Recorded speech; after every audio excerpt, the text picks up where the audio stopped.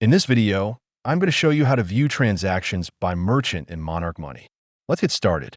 Monarch Money makes it easy to view and organize your transactions by merchant, so you can quickly track where your money is going. To do this on desktop, go to the Transactions tab. Click on Filters in the top right, then select Merchants and choose the specific merchant you want. This will show all transactions linked to that merchant, and you can adjust the date range if needed. You can also go to the Reports tab, then open the Expenses section and switch to the Merchants view. Here, you will see a list of your top merchants along with total, spending, and trends.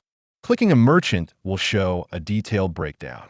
Another option is to go to Settings, then Merchants.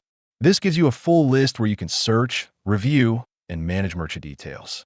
Using these views helps you better understand your spending habits by merchant.